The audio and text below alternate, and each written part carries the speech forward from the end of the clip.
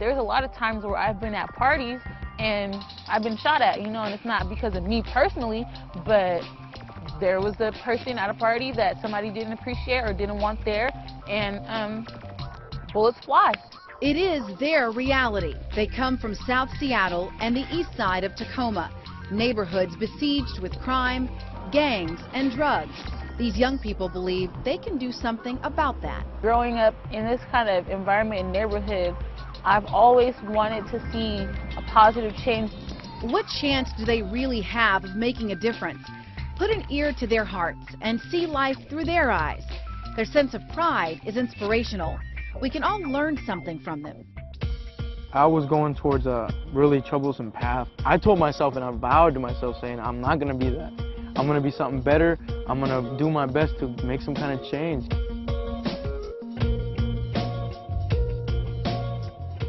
This fall, in a Cairo 7 Family Connection special, we take you on a journey of transformation.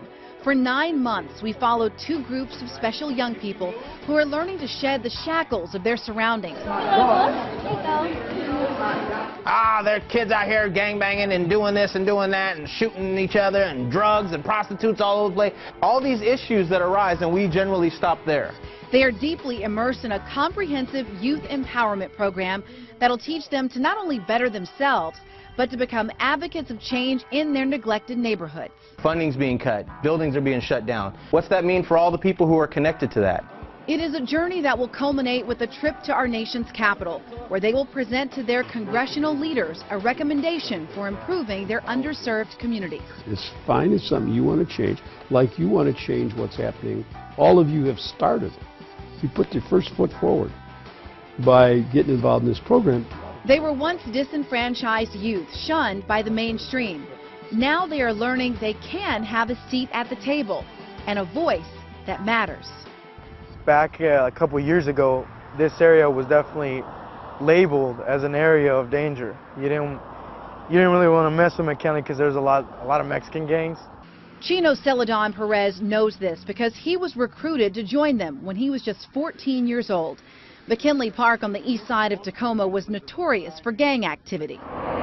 So what other kinds of stuff would go on here? Drug dealing, that's always been a big issue. Usually drug deals, I remember when my friends would always want to pick up pot or something, or somebody I knew, they usually around if they were like, if I was in the car with them, or, you know, if we were hanging out, they're like, hey, let's meet up somewhere. Oh, McKinley, where at?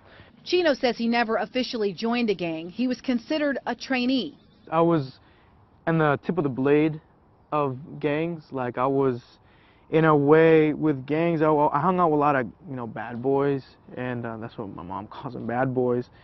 And it was kind of like, yeah, I rolled with you, so in a way, like, I wouldn't necessarily say I was official, but it was kind of like I was putting in work. But it wasn't long before Chino realized he was heading into an abyss that would be hard to climb out of. Life was trying to throw messages at me like, this is what's going to happen to you. You keep this up and this is what's going to happen to you. It got me to seek that improvement and that self-help, self-motivation that I needed. And I sought it and I got it. Chino got it partly from a youth empowerment program sponsored by World Vision. If you have ever been called a racial slur, please step backward. Dang. The program's goal is to inspire young people in 12 communities across the country to become advocates, if not leaders, for positive changes in their neighborhoods. Chino went through the program last year and says it made a huge impact on his life. It changed me drastically. It matured me a lot more. It definitely did. He liked the program so much, he came back for another year. During the next 9 months, Chino and 20 other at-risk teens will immerse themselves in an intensive after-school curriculum that'll focus on life skills, leadership development, and civic engagement. We're not going through this with the assumption you already know this. We're going through this because you need to know. They will produce their own short movies that will provide a glimpse into the lives they live. Last one! Make it a good one! And most importantly, they will research and present a formal policy recommendation to their senators and congressmen in Washington, D.C. All too often, disgruntled youth from vulnerable communities become apathetic, alienated, and angry about what they see around them.